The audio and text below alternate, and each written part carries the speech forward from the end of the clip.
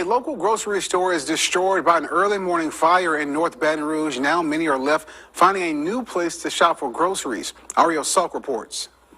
Behind me is what's left of Brother Mo's grocery store after a massive fire destroyed the building, shaking the community. Okay, so Brother Mo's survived the pandemic, man. Brother Mo's survived the pandemic due to a PPP loan. And yeah, they have all this stuff online. It's easily accessible. So they made it through the pandemic only to be burned down. And this fire seems awfully suspicious. I don't know what happened here, but it's just weird. But this was a staple in the community. And they had been through a lot, because, trying to make it through, and they got some assistance from the government. They did accept food stamps, which is, you got to do this in certain neighborhoods to make any money. So they accepted food stamps. So another reason they were a staple in the community. Here is the building right here. Rough down there, Jack. Whew. That's the building.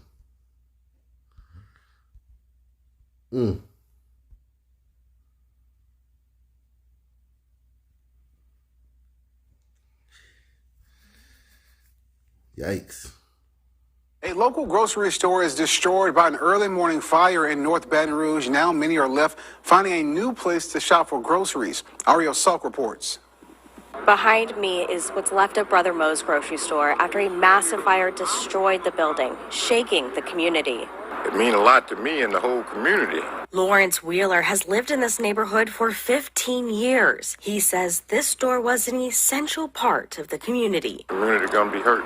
Abdu Ahia is the owner of Brother Mo's Grocery. He was living in the back of the store. When he was sleeping, he smelled smoke and leapt into action. They opened the back door and run away to outside.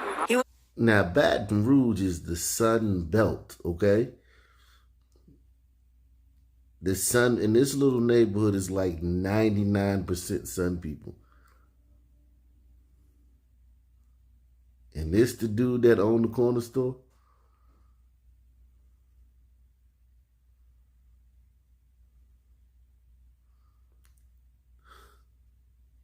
It's time to face it. We prefer to outsource these businesses in our communities. This is not something that we want to do, because you can't tell me that this guy has some kind of privilege when you look at that building and then he had to take a PPP loan out. He's accepting food stamps. He's doing all this stuff to try to survive. He's in the game. I bet he comes back from this setback of the building burning down.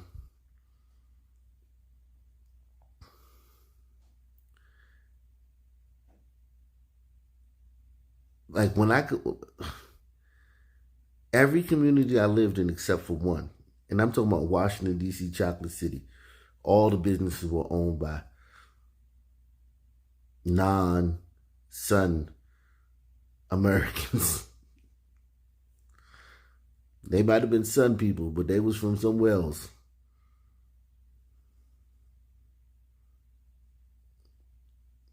The ones that were Sun people, but the majority were owned by Crouching Tigers, Hombritos, Sand Sun Men. Everybody except for Sun people.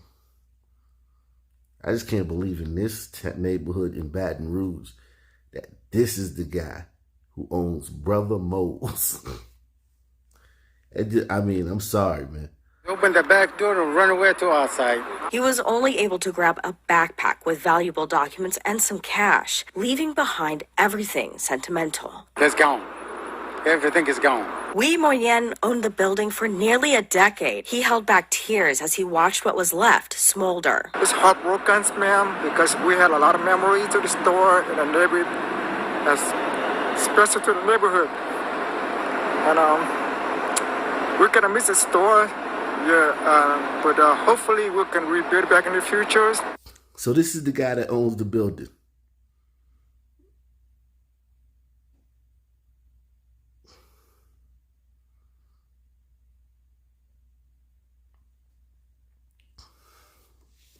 So the guy who was renting the building from him, living in there and running a business out of there, is a sand sun man. And the guy who owned the building is a crouching tiger.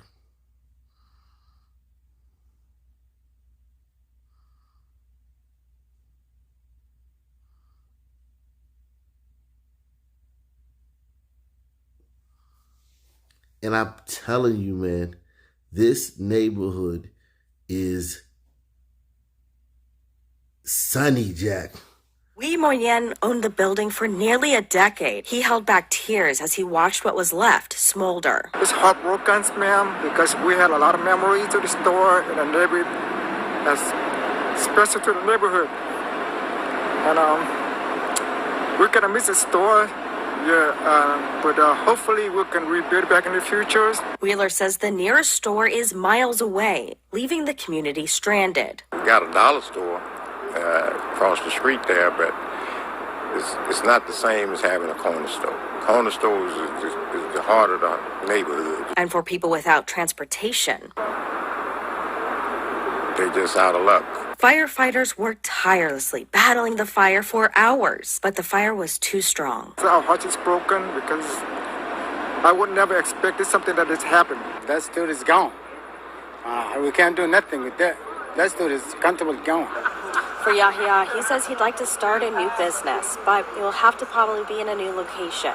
Reporting in Baton Rouge, Ariel Salk, Fox 44 News.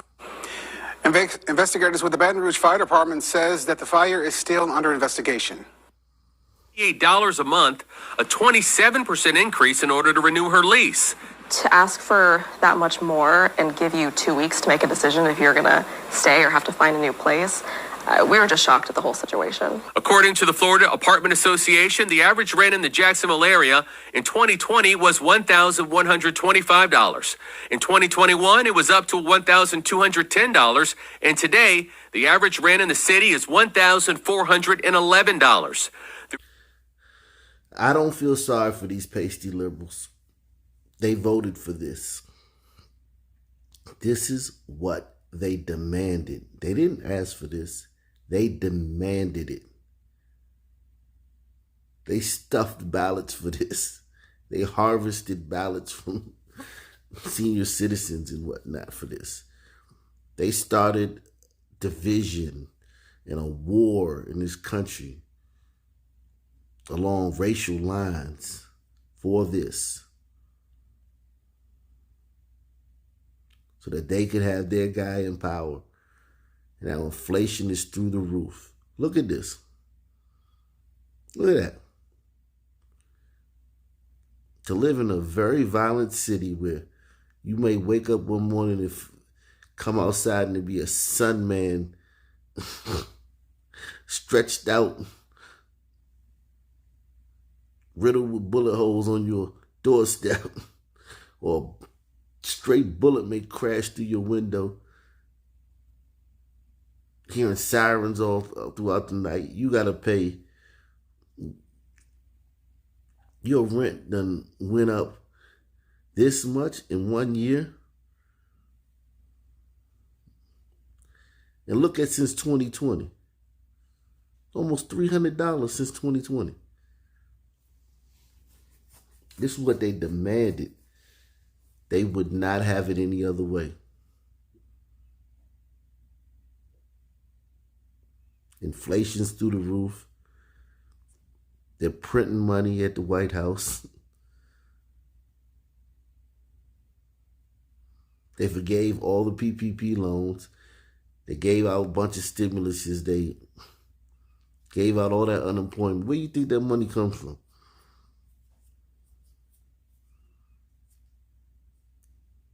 Now to keep printing money and keep printing money, now you have inflation. This is what inflation looks like, pasty liberal. Don't feel sorry for you. And you use my people. You haven't been talking about police brutality lately. You haven't been talking about criminal justice. All the buzzwords that get us motivated to go out and vote.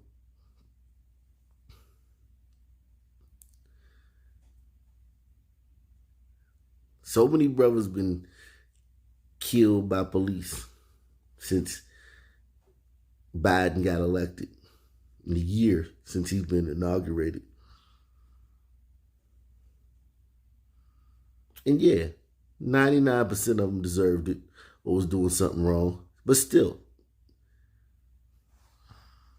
nothing different than your poster children for your movement, for your get out the vote movement. According to the Florida Apartment Association, the average rent in the Jacksonville area in 2020 was $1,125. In 2021, it was up to $1,210. And today, the average rent in the city is $1,411. The group also says there are fewer vacant apartments in Jacksonville than in the past, and that limited supply is driving up the prices. And while we've seen new apartments go up around the city, the group says construction isn't keeping pace with demand. The association also says demand is an issue in other metro areas, including Orlando, Tampa, and Miami. Democratic state lawmakers are calling on Governor DeSantis to declare a state of emergency that would make rent hikes over 10% qualify as price gouging. Central Florida State Senator Victor Torres says he thinks landlords are taking advantage of our current economy and inflation. Some landlords are getting greedy. They're getting out of hand. They don't see the broader picture where people are in dire need. We've gone through 2 years of pandemic, of unemployment debacle. We've had so many issues going on, and we need to help our communities. Torres says Senate Bill 580 would give local governments the power to impose rent control measures, forcing landlords to incrementally raise the rent rather than hiking it up 25 to 35%. The reality is, how can you afford a $400 or $600 increase of rent? That's unreasonable. You're putting people out in the street. Yeah. And the numbers I showed you earlier were just the average. Those pasty liberals that live in those buildings you see, you know, those buildings, like if you left your city for a few years and came back and there's all these buildings thrown up, those pasty liberals that live in those ones, the apartments that look like condos, $2,000 a month, $2,500 a month for one bedroom, their rent's going up $400 to $600. Yikes.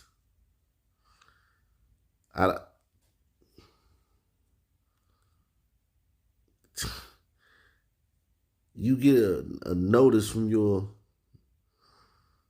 landlord.